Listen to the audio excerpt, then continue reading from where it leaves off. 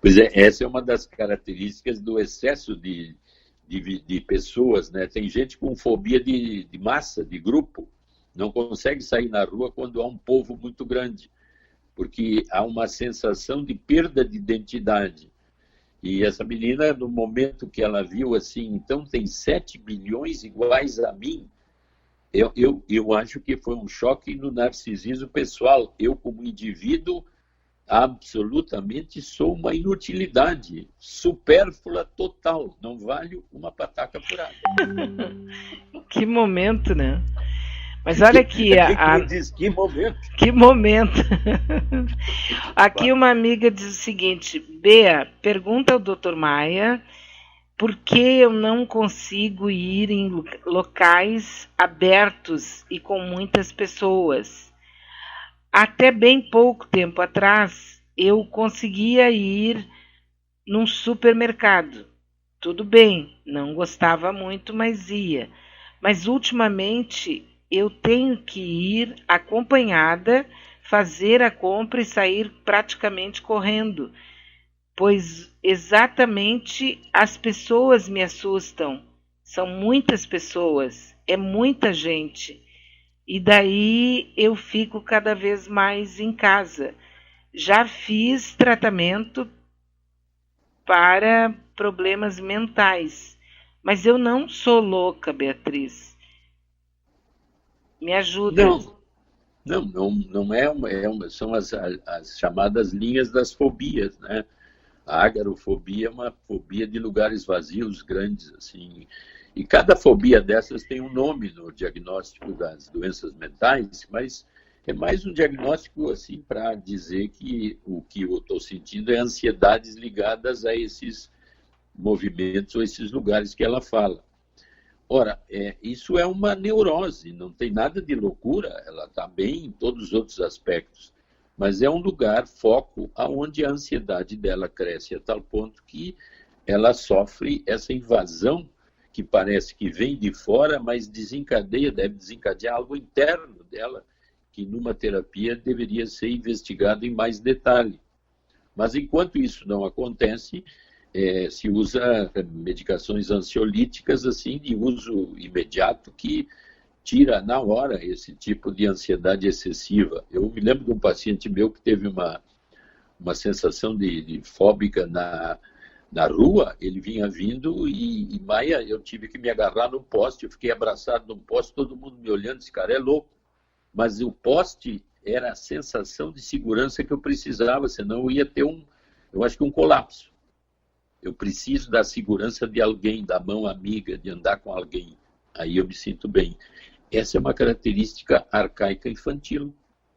Ela teria que ver no desenvolvimento aonde isso provavelmente se desenvolveu. Mas não é loucura, não tem nada demais. Mas, até porque eu acho que muita gente sofre isso, né? Mas todos nós vivenciamos ansiedades e angústias. O que eu e tu sempre falamos aqui, a gente frisa, é que eu devo falar com a minha angústia, com a minha ansiedade, me acostumar a falar com ela, não como se ela fosse um invasor absurdo e que eu tenho que fugir. Eu tenho que aprender a conversar com as minhas angústias pessoais, ansiedades e depressões. Se eu consigo fazer isso, eu estou dialogando com o meu inconsciente e ele fala para mim ou comigo através dessas dores. A maioria de nós quer ficar livre disso, mas como é dentro da gente, a melhor posição é um diálogo. Se o diálogo não pode ser feito eu comigo mesmo, eu procuro alguém para intermediar. Sim. Bom, Dr. Maia, existem aqui a nossa amiga Maria Lúcia, ela está dizendo o seguinte: oi, há serviços de psiquiatria terapêutica que cobram de acordo com a renda. O doutor deve conhecer alguns. O Centro de Estudos José de Barros Falcão, ela botando no Google isso, Centro de Estudos José de Barros Falcão, na Rua Uruguai, é o nosso centro de estudos que atende todos os tipos de pessoas com convênios e são os alunos de psiquiatria que estão fazendo o curso para serem psiquiatras, médicos e os professores. Eles atendem lá baseado no preço que a pessoa consegue pagar para uma sessão, 2, 3, enfim, uma terapia. Centro de Estudos José de Barros Falcão, Rua Uruguai. Muito bem. Eu não tenho o telefone aqui à mão, mas a próxima vez eu pego. Tá certo. Olha só que me mandaram quando a gente estava falando desses grupos que estão invadindo a Amazônia. Governo edita medida provisória para legalizar 300 mil posses rurais, 86% na Amazônia. Olha só. Quanto grileiro tem aí, né? Grileira, a maioria. Poceiros. Poceiros, grileiros. Enfim, uma zona de malandros aí que... E aí deve você... se aproximar dos 200 mil, né? O único criminoso é o MST, onde as pessoas se juntam, mas ninguém tem posse. É isso aí. Que loucura, né? 300 mil posses rurais, 86% na Amazônia. É a legalização, eles vão destruir a Amazônia. Se ninguém segurar isso... É a terra nova... como é que eu me lembro, nos Estados Unidos houve a corrida para o oeste, né? Isso. Foi assim.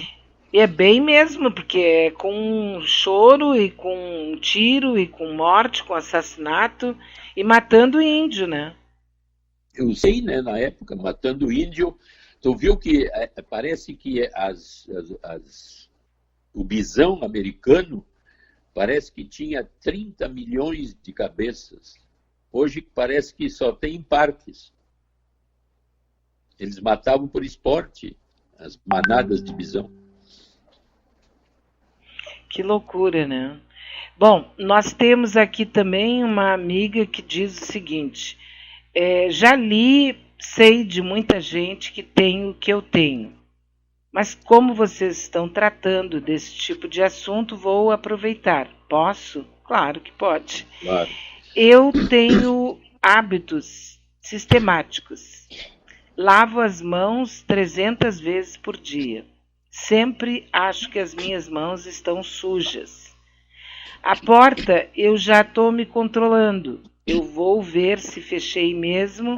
Hoje, talvez umas 10 vezes. Antes eu chegava a perder o sono. Mas isso não me incomoda. Eu acho que eu sou a pessoa que tenho as mãos mais limpas de Porto Alegre. Estranho, né? Esse é um exemplo do chamado pensamento obsessivo, né?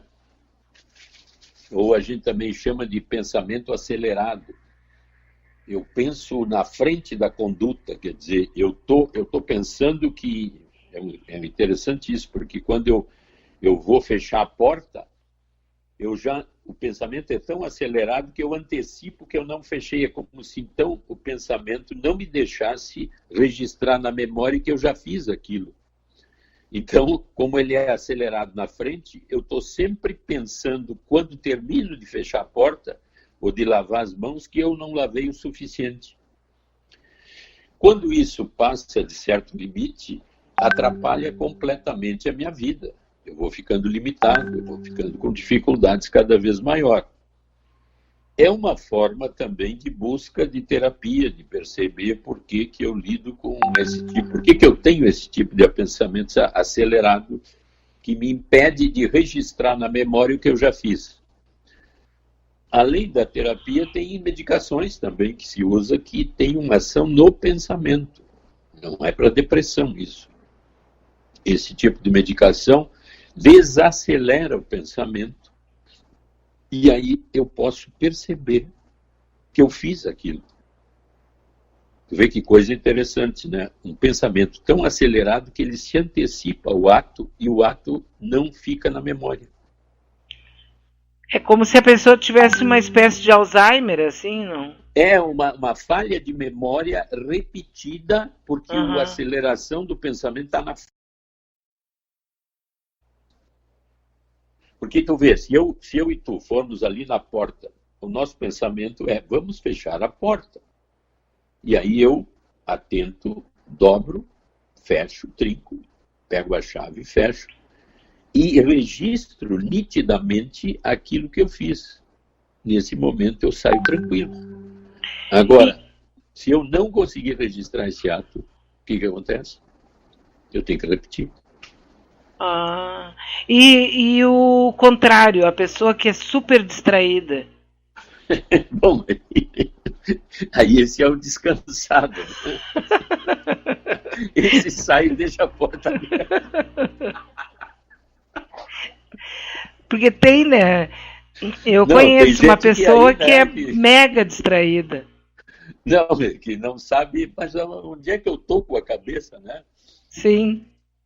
Não, aí são os esquecimentos que eu posso dizer que são na linha do normal, e esse também, aí, quando tu colocou isso, o excessivo, eu saio de casa e deixo a porta aberta também, aí algo ruim está acontecendo comigo, né? Eu oposto. Sim, porque total. Se acontecer, digamos, lá de vez em quando, tudo bem. Agora, se for um esquecimento sucessivo, daí é um problema.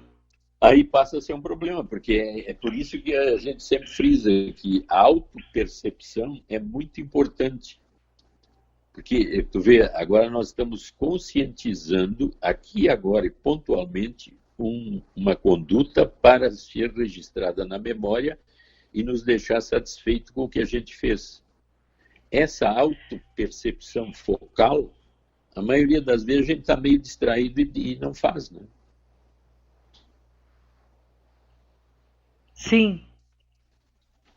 Então, a preconização é uma atenção especial a mim na visão de eu estar aqui agora fazendo isso aqui e agora.